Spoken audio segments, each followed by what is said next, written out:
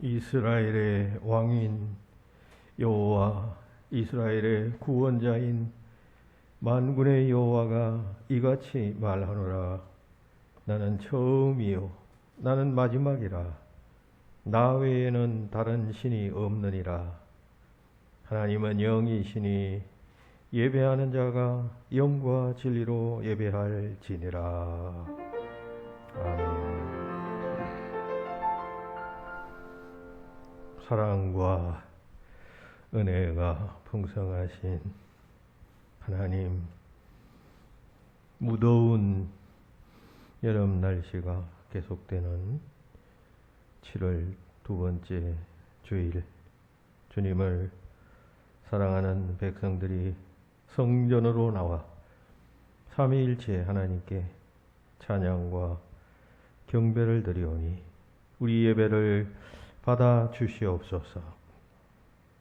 뜨거운 태양 아래 나무들과 곡식들이 성장해 가는 것처럼 저희들도 하나님 주시는 풍성한 은혜를 받아 신앙과 인격이 더욱 성장하는 계절이 되게 하여 주시옵소서.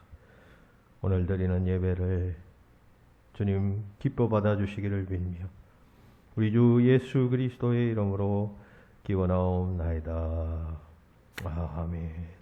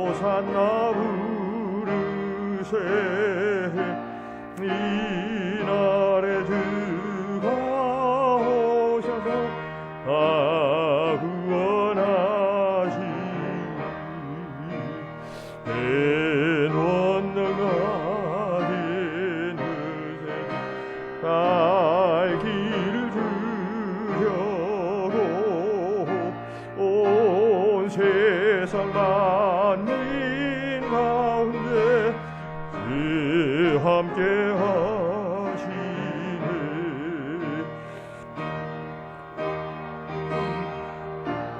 성도들 호산나 으르세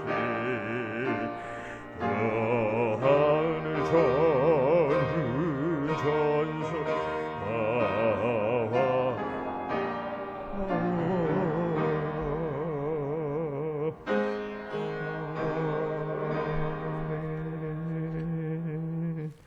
예, 18번 교동문 31편 시편입니다. 18번 교동문을 교독합시다. 여호와여, 내가 주께 피하오니 나를 영원히 부끄럽게 하지 마시고 주의 공의로 나를 건지소서.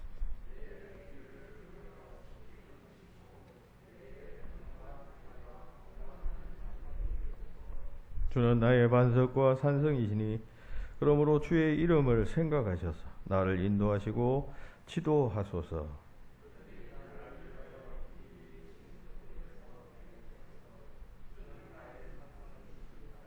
내가 나의 영을 주의 손에 부탁하나이다. 진리의 하나님 여호와여, 나를 속량하셨나이다.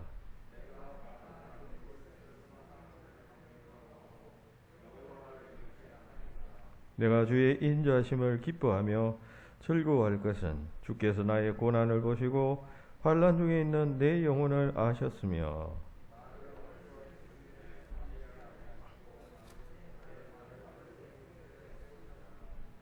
아멘. 다 같이 자매의 기도를 드리겠습니다. 거룩하신 하나님, 그리스도의 보혈로 거듭나게 하시고 하나님의 자녀의 특권이 무엇인가를 깨닫게 하시며 그 기쁨으로 살게 하신 것을 감사드립니다. 하지만 저희들의 삶은 거듭난 자답지 않게 살았습니다. 하나님을 마음에 두기를 늘상 하지 아니하였고 오히려 추악함과 탐욕과 이기심과 때로는 악의에 가득 찬 심령으로 또 한 주간을 보냈습니다. 주님께 진심으로 충성하고 헌신할 수 있는 아름다운 교회를 주셨지만 우리는 순수하고 정성을 다해 섬기지 못하였습니다. 우리의 동기는 불순하였고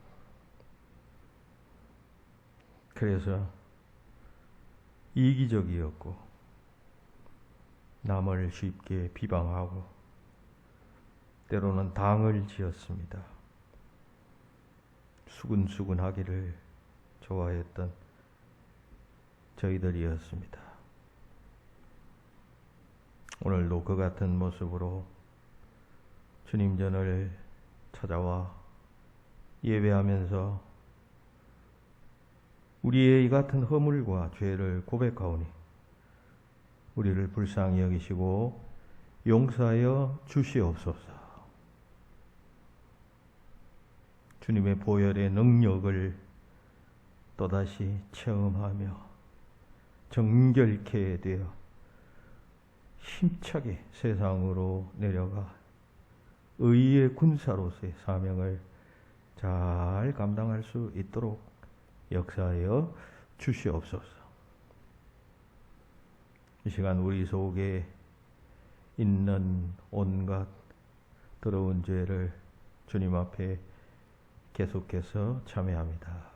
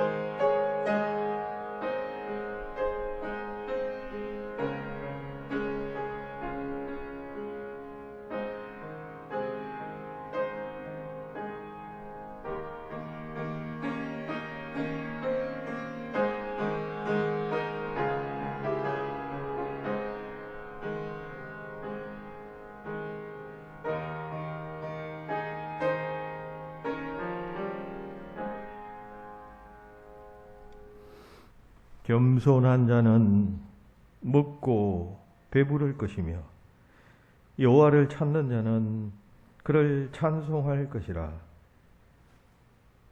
너희 마음은 영원히 살지어다. 그런즉 그리스도 예수 안에 있는 자는 결코 정죄함이 없느니라. 아멘. 나는 전능하신 아버지 하나님 천지의 창조주를 믿습니다. 나는 그의 유일하신 아들 우리 주 예수 그리스도를 믿습니다. 그는 성령으로 잉태되어 동정녀 마리아에게서 나시고 본디오 빌라도에게 고난을 받아 십자가에 못 박혀 죽으시고 장사된 지 사흘 만에 죽은 자 가운데서 다시 살아나셨으며 하늘에 오르시어 전능하신 아버지 하나님 우편에 앉아 계시다가 거기로부터 살아있는 자와 죽은 자를 심판하러 오십니다. 나는 성령을 믿으며 거룩한 온 교회와 성도의 교제와 죄를 용서받는 것과 몸의 부활과 영생을 믿습니다. 아멘. 이어서 중보적 기도를 드립니다. 연이어 이웃과 형제와 자매 그리고 세상을 위하여 기도합니다. 가까운 우리의 부모와 자녀를 위하여 먼저 기도합니다. 부모된 자들은 주님 주신 말씀을 신비에 새기고 바른 삶을 살아감으로 자녀의 신앙과 또 삶을 바르게 교육하며 이끌어갈 수 있도록 인도하여 주시옵소서. 자녀된 자들은 주님 말씀 안에서 부모에게 순종하며 부모의 연약함을 인내하며 겸손하게 배우고 신앙적 가치관을 가슴 속에 새기며 일생 말씀과 믿음으로 살아가도록 결단하는 역사를 허락하여 주시옵소서. 이 땅, 이 백성 위하여 기도합니다. 코로나 확산으로 인하여 온 세상과 함께 불안해하고 걱정하는 이 시대에 참된 평화를 주시고 주님을 신뢰하는 마음을 주시어 잘 극복하고 이겨낼 수 있도록 동행하여 주시옵소서. 확산세가 감소하게 하시고 치료와 방역에 헌신하는 분들을 붙잡아 주시어서 위험청난 질병이 지나가고 난 후에 하나님을 찬양하는 역사가 나타나도록 동행하여 주시옵소서. 교우들 가운데 어려움에 처한 성도들이 많습니다. 생업에 어려움을 겪는 이들, 질병으로 고통받으며 또 불안해하는 이들, 슬픔과 환난을 당한 가정들이 있습니다. 피할 길을 주시고 지혜를 주시며 주의 위로를 허락받도록 동행하여 주시옵소서. 삶의 자리에서 각자 겪는 어려움들을 통하여 신앙이 더욱 성숙해지도록 하시고 영원한 것을 소망하는 믿음이 더욱 분명해지도록 역사하여 주시옵소서. 나라와 민족 위하여 기도합니다. 60여 년 동안 분단된 나라, 세계 유일의 민족이 갈라진 나라. 하나님, 어서속히 이 나라의 통일을 허락하여 주시어서 5,000년 역사 가운데 최고로 부흥 발전하는 이 시대에 그 기운들을 북한 땅에 있는 우리 백성들에게도 자긍심으로 와닿도록 하시고 온 세계 민족의 기운을 펼쳐나가는 아름다운 나라가 되도록 이 땅의 중요한 역할을 맡은 대통령과 정치 경제 지도자들을 붙잡아 주시고 그들이 하나님 안에서 정치와 경제와 세상과 문화를 바라보며 하나님의 뜻대로 선정을 펼쳐나갈 수 있도록 역사해 주시고 백성들은 또 신뢰하고 위하여 기도하도록 동행하시며 이 땅에 많은 교회들을 세우셨는데 그들을 위하여 기도하는 교회가 되도록 주님 역사하여 주시옵소서.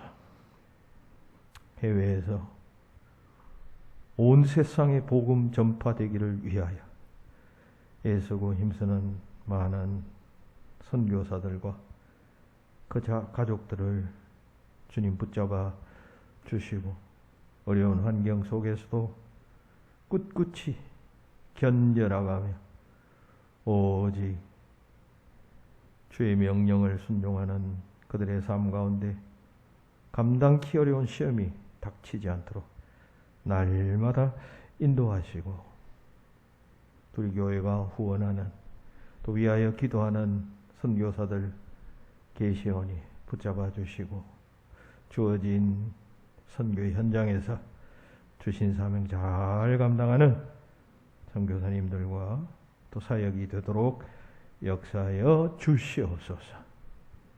오늘도 주의 전을 찾아나와 고개 숙이고 하나님의 긍휼과 자비를 구하는 모든 심령들 위해 하나님은 정이 넘쳐나기를 바라옵고 우리 주 예수 그리스도의 이름으로 기도하옵나이다. 아멘.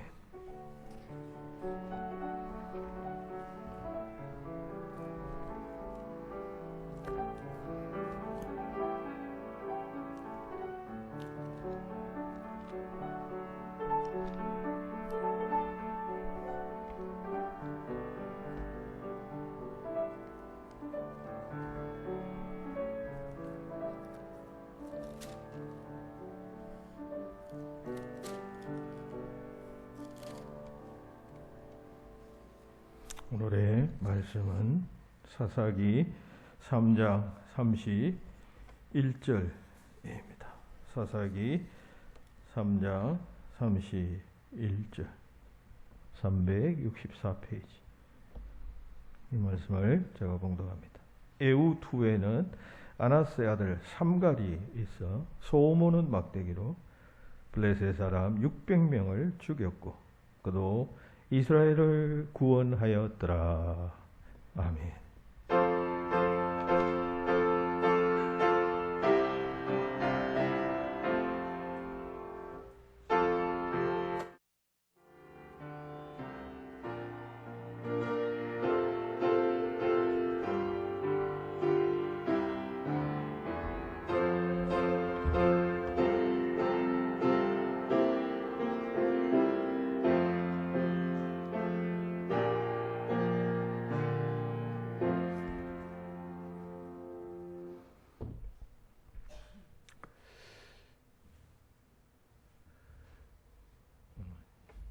지지난 주일에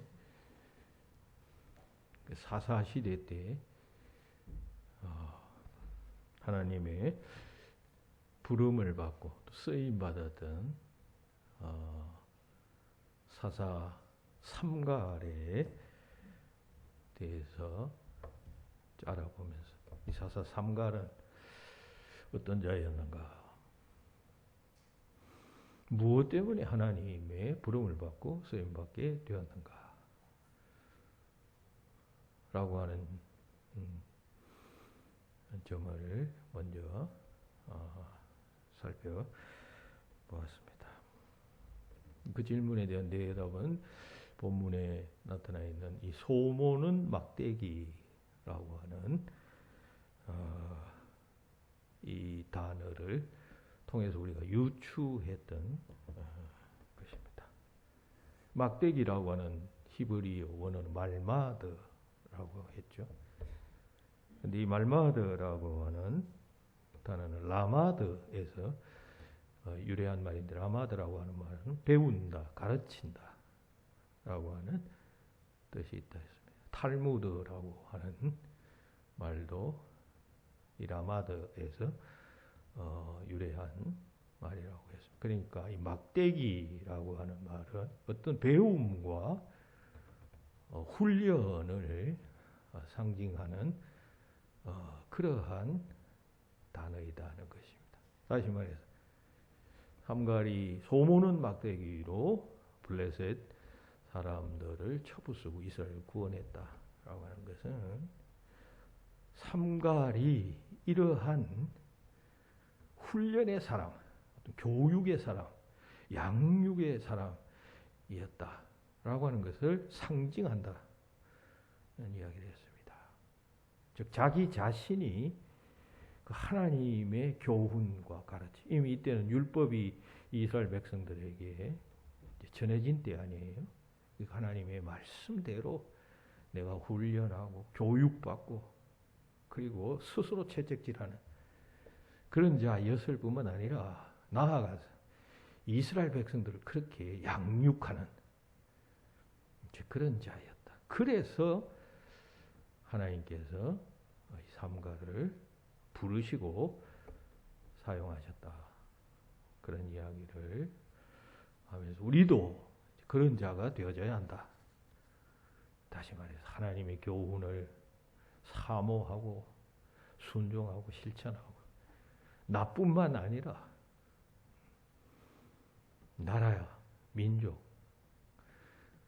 가정, 이웃 세대에서 하나님의 말씀을 가르치려고 애를 쓰고 훈련시키려고 애를 쓰는 사람을 하나님께서 주목하시고 사용하심으로 내가 그런 일에 쓰임받는 자가 되어져야 한다는 그런 이야기를 첫 번째로 말씀드렸고, 두 번째는 그러면 하나님께서 모든 자를 다 사용하시느냐 할 때 그것은 아니다. 하나님께서 쓰실 수 없는 자들이 또 있다. 우리가 하나님이 쓰실 수 없는 자를 알아보면 그렇게 살면 안 되겠구나 하는 것을 우리가 알 수 있기 때문에 카리스마 뉴스라고 하는 미국의 기독교 그 신문의 편집장을 지냈던 제이 리 그레디라고 하는 분의 글, 즉 하나님께 쓰실 수 없는 사람의 7가지 유형이라는 글을 여러분들에게 소개하면서 이런 사람은 하나님께서 사용하실 수가 없다. 그분의 글을 인용하면서 제가 그런 얘기하면 여러분들 반발할 사람 꽤 있을 것 같아서 객관적으로 그분의 글을 여러분들에게 소개해드렸습니다. 물론 제이 리 그레디가 소개하는 사람은 다 신앙인들입니다. 하나님 믿는 사람이지만 이런 사람은 하나님께서 결코 사용하실 수가 없다라고 하는 말씀을 드리면서 그 하나님이 사용하실 수 없는 그 7 유형의 사람들의 공통점을 이렇게 뽑아본다면 한 가지가 나오는데 그게 뭐냐 하면 자기중심적 신앙을 뽑을 수가 있다는 이야기를 했습니다. 신앙은 신앙하는데 하나님을 믿는데 너무 자기가 강해요. 자기 요구가 강하고 자기 소원이 강하고 자기의 갈망이 강하면 하나님께서 그런 자를 쓰기 어렵다는 것입니다. 다시 말해서 전적으로 하나님께서 사용하여 시옵소서. 나는 없습니다. 나는 죽습니다. 하나님이 쓰시면 그대로 내가 순종하겠습니다. 이런 자를 하나님이 사용하신다는 거죠.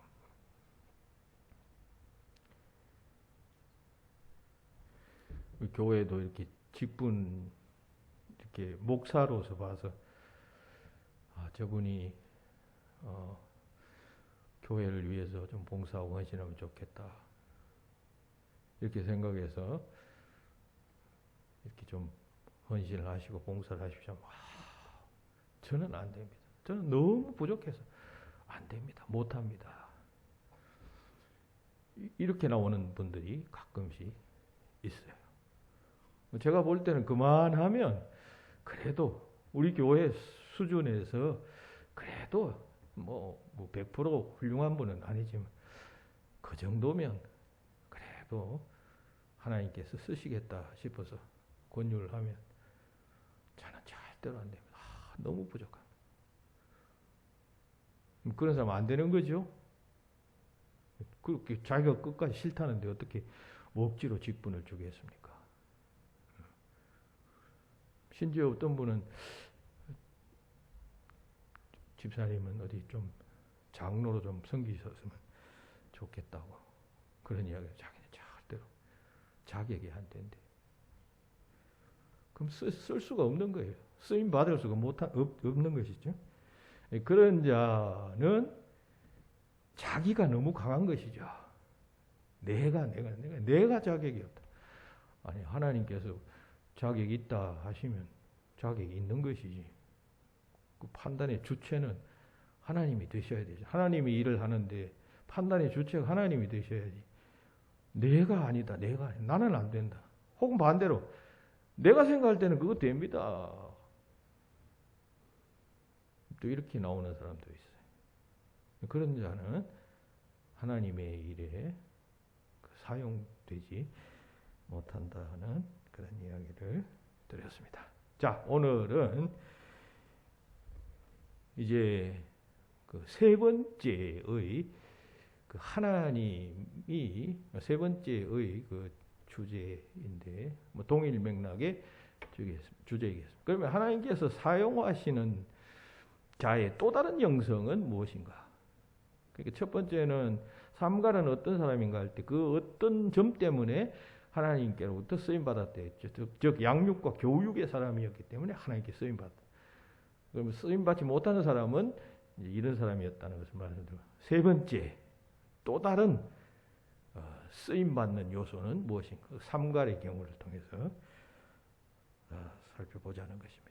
다시 말해 삼갈은 어떤 영성을 소유하고 있었기 때문에 하나님께로부터 쓰임 받았는가는 것입니다. 그 대답은 그는 신뢰의 사람이었고 순종의 사람이었기 때문이었습니다. 이 신뢰라는 것은 하나님을 신뢰하는 사람이었고 또 하나님께 순종하는 사람이었다는 것이죠. 그것이 사사가 하나님께로부터 삼갈이 하나님께로부터 사사로 쓰임받은 또 다른 이유이다는 것입니다. 여러분 목자가 소모는 막대기라는 개념은 소를 몰 때도 양을 몰 때도 사용하는 그런 중동지방의 목동들의 중요한 목동 기구라고 했죠. 여기서 소모는 막대기라고 했으니까 소에 제한시켜서 한번 이 얘기를 해보십시다. 소들은 그냥 가만히 두면 그냥 앞에 가는 소를 따라가든지 혹은 그렇게 됩니다. 가만히 두면. 근데 목자는 소들이 그냥 가만히 그 자기 원하는 대로 가기를 두지 않죠. 자칫하면 길을 잃고 또 그냥 그 골짜기에 빠질 수도 있으니까 언제나 막대기로 소를 모읍니다. 잘못된 방향으로 가면 등을 때려서 방향을 전환시키기도 하고.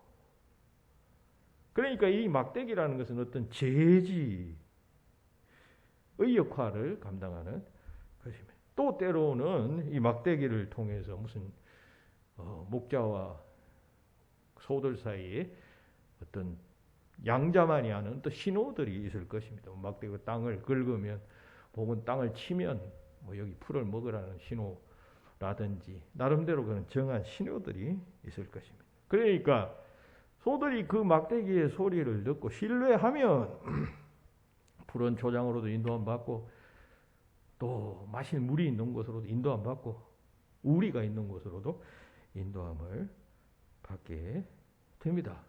그런데 이 막대기의 인도함을 신뢰하지 않거나 혹은 순종하지 않거나 해서 자기 호기심 따라서 자기 욕망 따라서 내가 원하는 저기 뭐 좋은 것이 있는데 저쪽으로 안 가본 것인데 내가 한번 가봐야지 하면서 고집을 피우고 가게 되면 누가복음 15장에 나오는 이런 양 비유와 같은 그 비유 속에 길 잃어버린 양과 같이 되어서 큰 위험 속에 처하게 되는 것이죠. 자, 막대기가 소나 혹은 양에게 있어서 그런 역할을 하는 것이라면 이 소모는 막대기는 본문에 나타나는 소모는 막대기, 신뢰를 상징하고 순종을 요구하는 막대기고 또 그 점을 상징하는 막대기라고 말할 수가 있겠습니다. 다시 말해서 한가리 소모는 막대기를 들었다는 것은 그는 철저하게 하나님을 신뢰하고 하나님을 순종하는 자였음을 상징하는 것으로 이해할 수 있다는 말입니다. 스스로는 그랬어요. 스스로는 하나님을 신뢰하고 하나님을 순종하는, 그리고 나아가서 이스라엘 백성, 하나님의 택한 백성들, 선민의식은 이미 있었을 것 아닙니까? 율법을 받았으니까. 우리가 하나님의 택한 백성이라는 민족의식은 철저하게 있었을 것입니다. 그러면 이 백성도 하나님을 신뢰하고 하나님을 순종해야 하는 백성이다라고 하는 의식이 있었음을 상징하는 것입니다. 그 막대기는. 이 삼갈은 철저하게 하나님을 신뢰하는 사람이었습니다. 신뢰라는 말은 굳게 믿고 의지하는 것을 뜻합니다.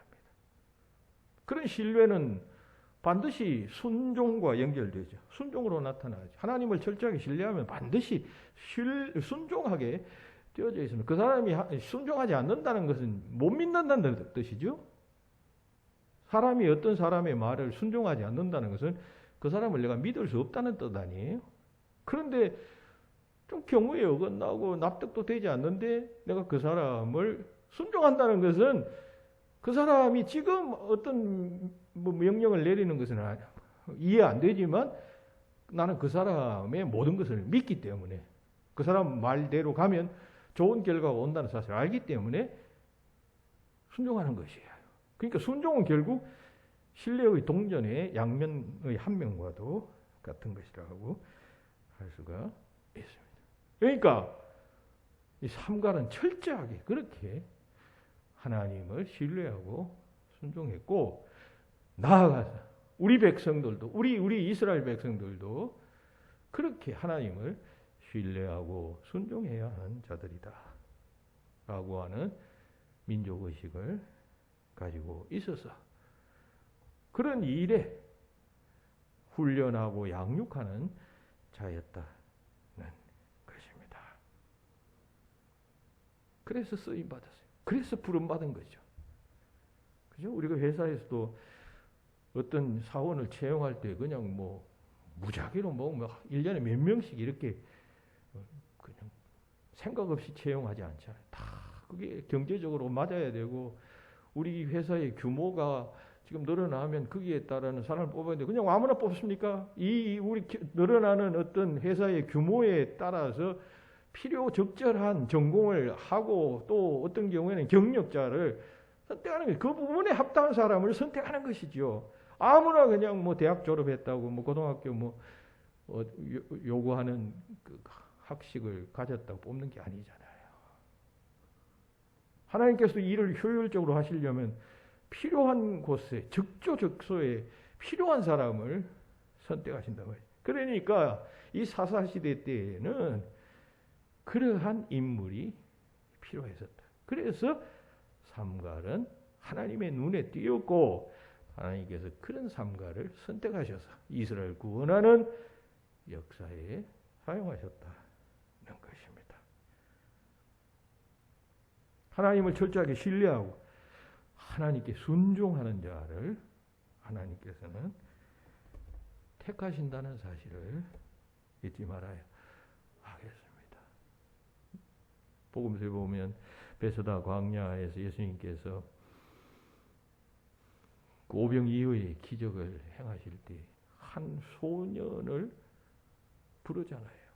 응? 물고기 2마리와 보리떡 5개를 가진 소년을 데리고 왔는데, 그래서 간단하게 보면 그냥 제자들이 데려온 것이지만 그 소년이 그 예수님께서 무엇인가를 큰 일을 이루실 것이다라고 하는 사실을 신뢰하고, 제자들이 야, 너 예수님 앞에 좀 가보자.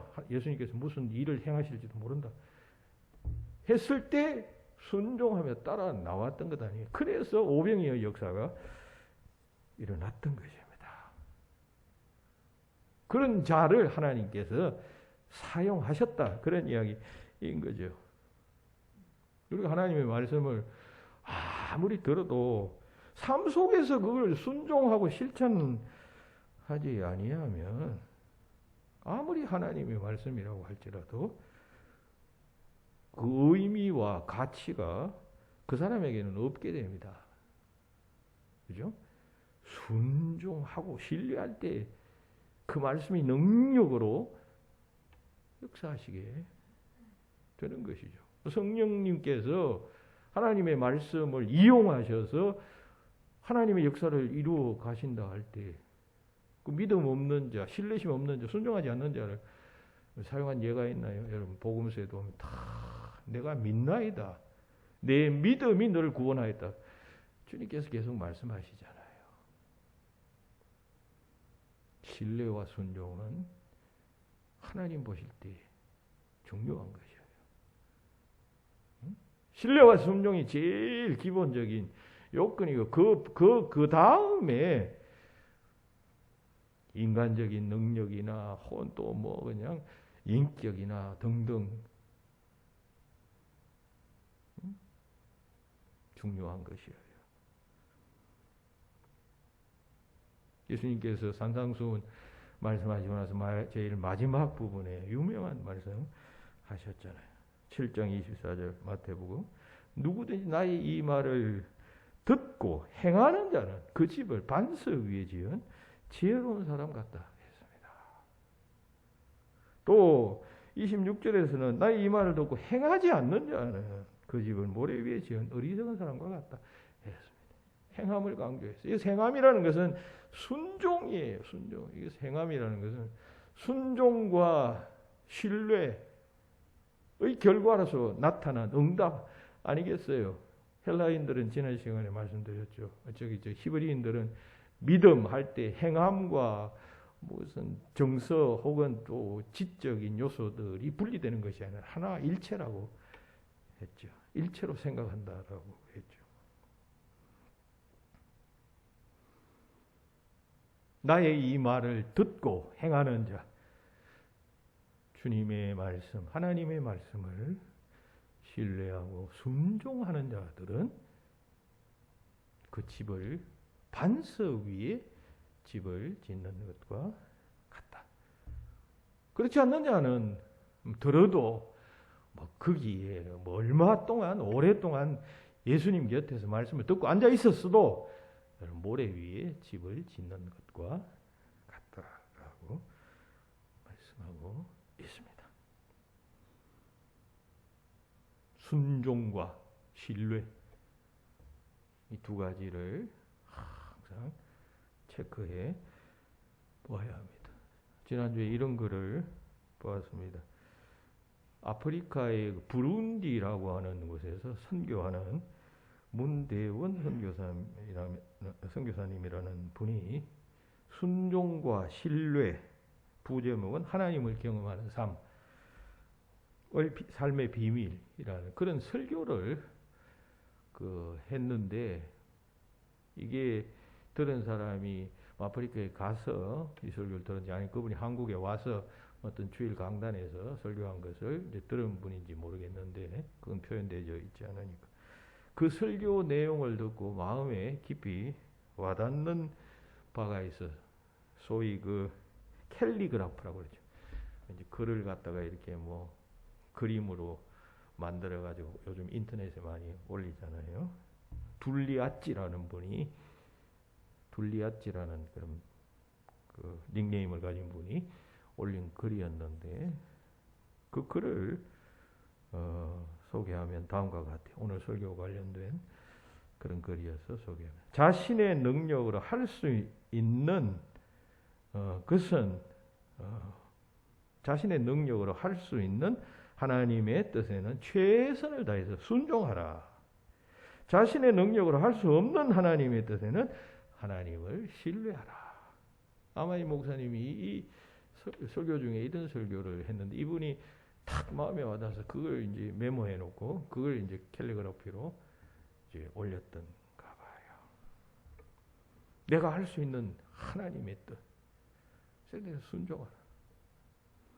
이거 크게 뭐 구분하기 어렵지 않잖아요. 이게 하나님의 뜻이다 아니다는 것은 그렇게 뭐 구분하기가 어려운 게 아니에요.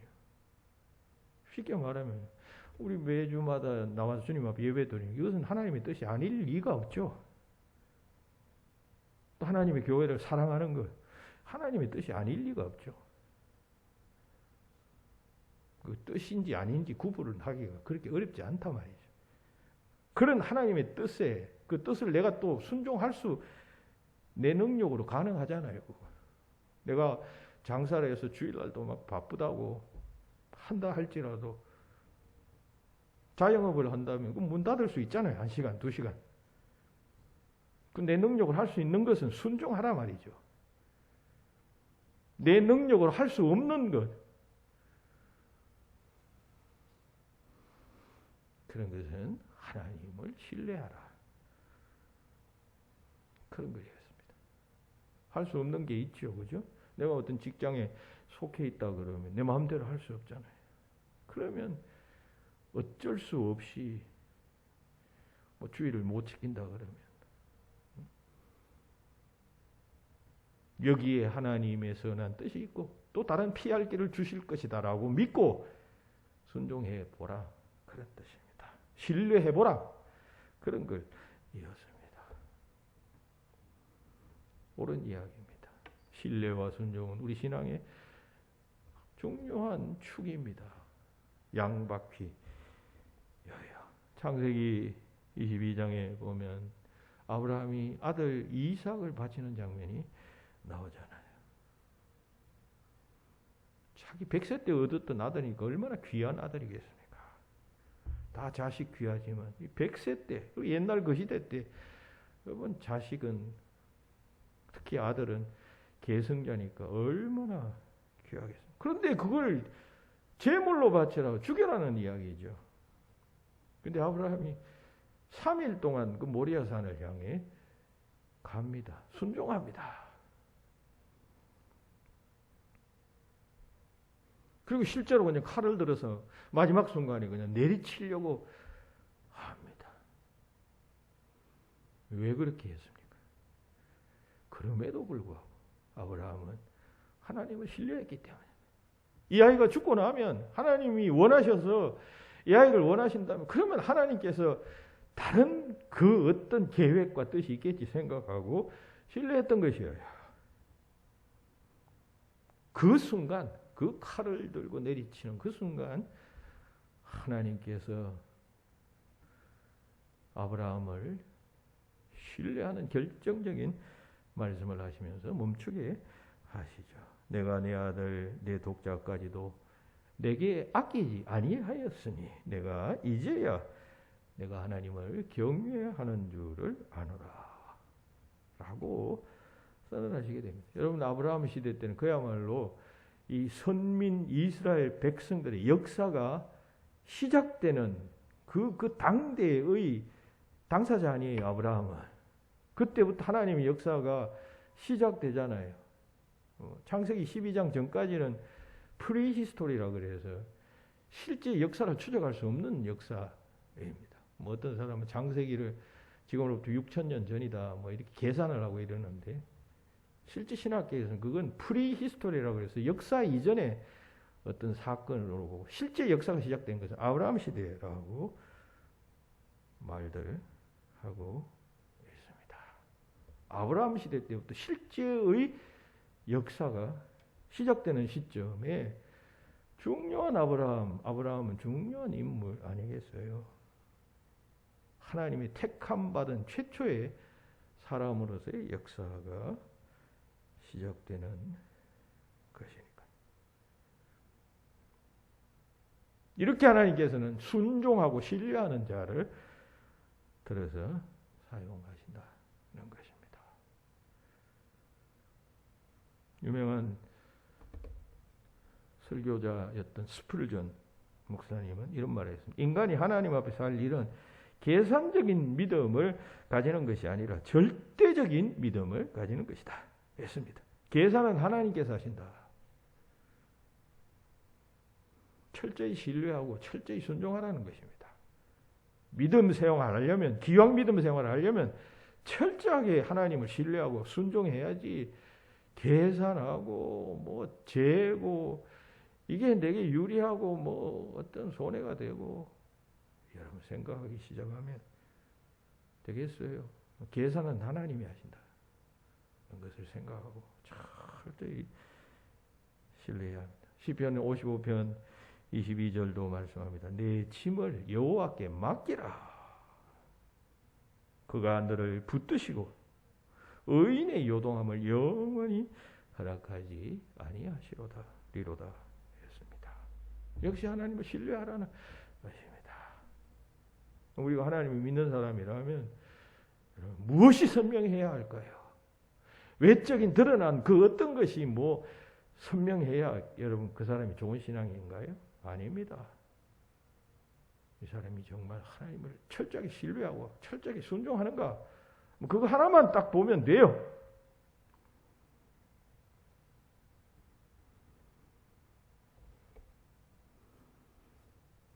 그럼 기독교의 믿음이라는 것은 자기 확신이 아니에요.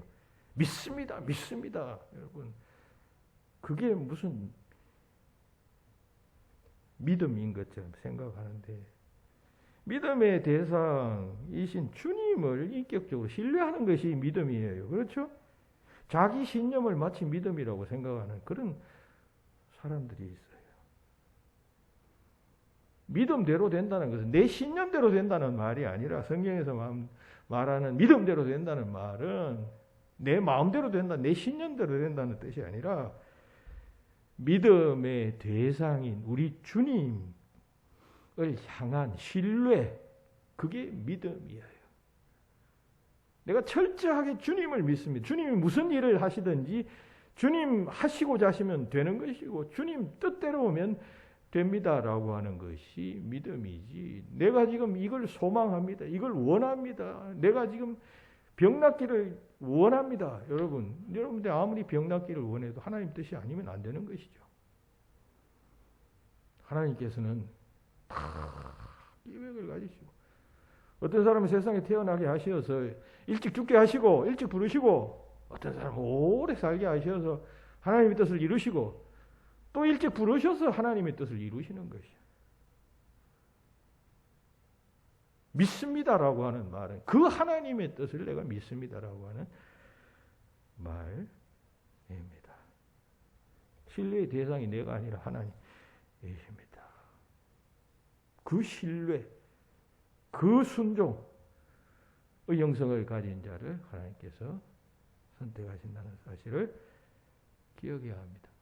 마태복음 배우면 예수님께 십자가를 바로 앞두시고 겟세마네 동산에 3차례 기도하신 것으로 묘사되고 있죠. 그런데 이때 예수님께서는 자세히 읽어보면 동일한 주제를 가지고 3번씩 기도하시는 장면이 나와요.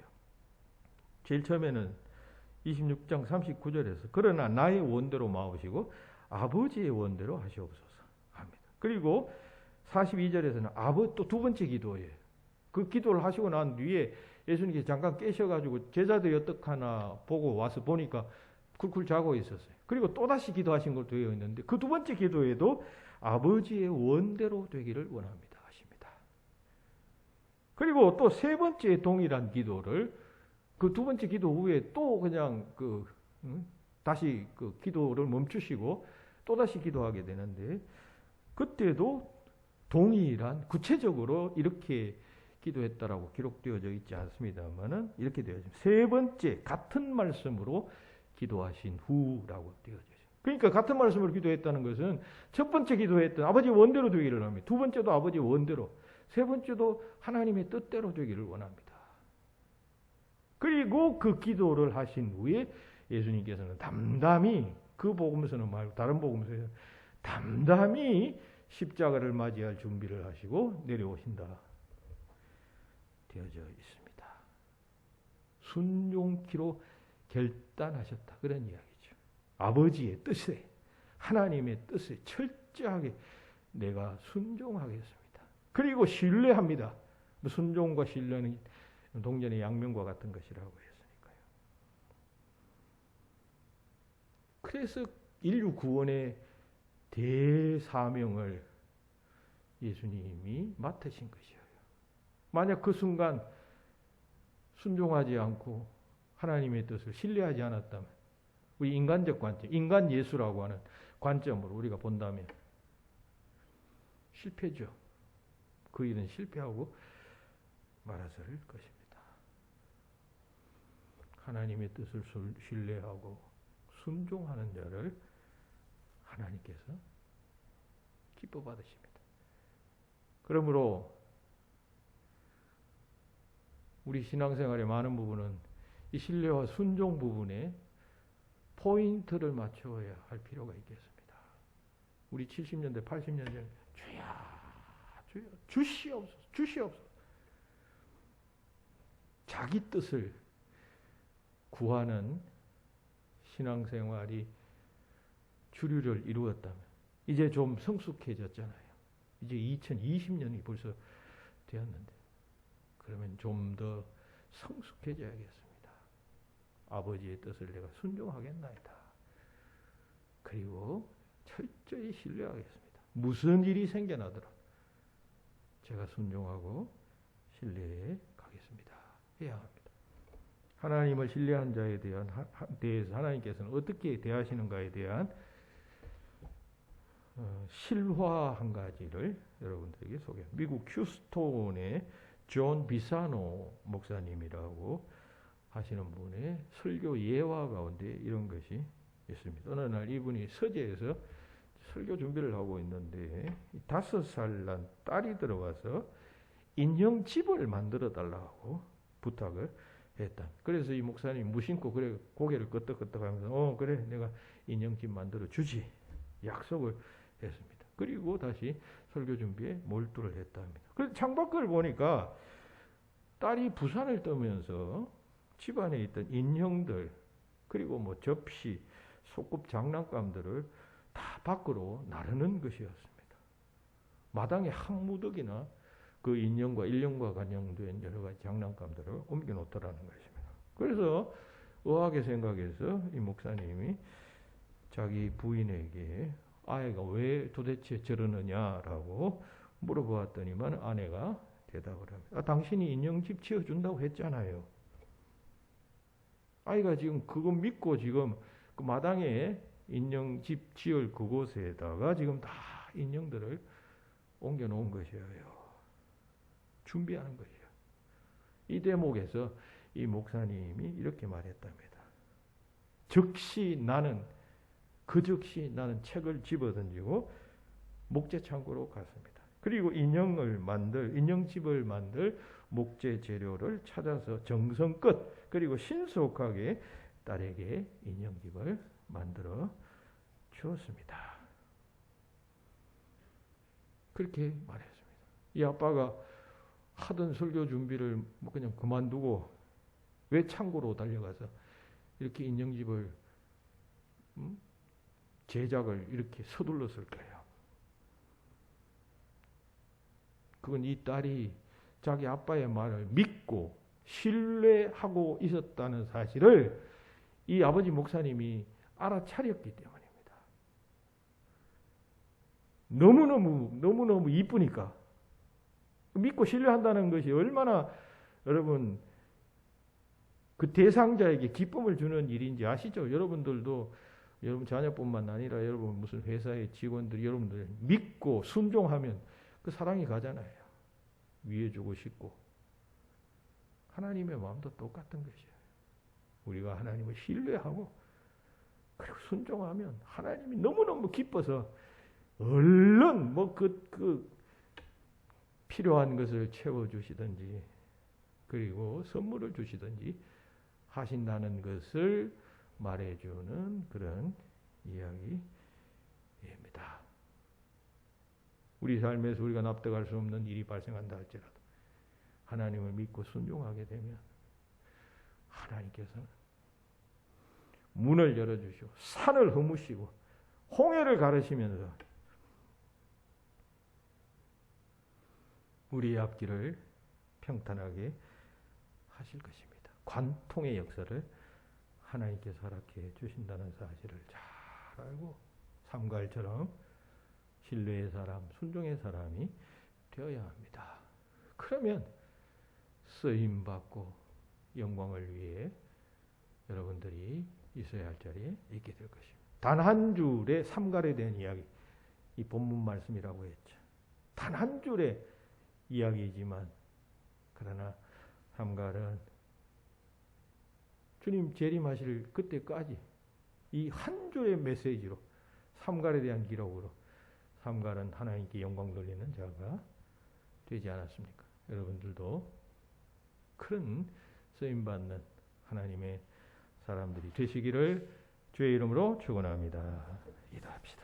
하나님, 삼갈이 하나님께로 귀하게 부름받고 쓰임받게 된 또 다른 이유 한 가지를 묵상했습니다. 그는 신뢰의 사람, 순종의 사람이었습니다. 하나님을 신뢰하고 하나님을 순종하는 사람이었습니다. 그래서 하나님께서 기꺼이 사용하셔서 자신의 영광을 드러내시었습니다. 우리도 그렇게 쓰임받음으로 하나님께 영광 돌리고 우리에게는 쓰임받던 놀라운 은혜와 특권과 영광을 일생 생각하면서 감사하는 삶을 살도록 인도하여 주시옵소서. 예수님 이름으로 기도하옵나이다. 아멘.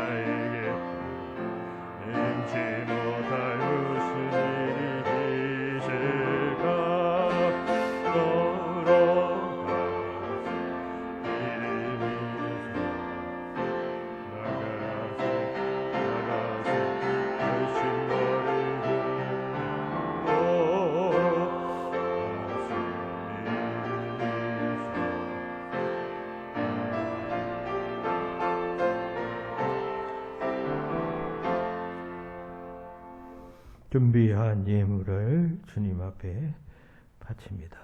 감사하는 마음 늘 충만하게 하시고 예배할 때마다 나를 향하신 하나님의 뜻을 감사하고 응답하는 삶이 되도록 주님 늘 동행하여 주시옵소서. 예수 그리스도의 이름으로 기도하옵나이다. 아멘. 교회의 소식 주보를 참고하시기 바랍니다. 날씨가 점점 더워집니다. 건강에 더욱 주의하시기를 바랍니다. 그리고 사회적 거리두기 4단계 조치가 발표가 되었습니다. 젊은 층의 감염 속도가 빨라지고 있다는 보도가 나왔습니다. 여러 가지 많은 또 제약이 있겠습니다. 읽어보시고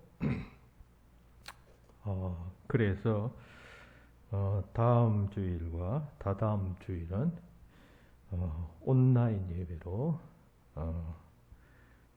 드리겠습니다.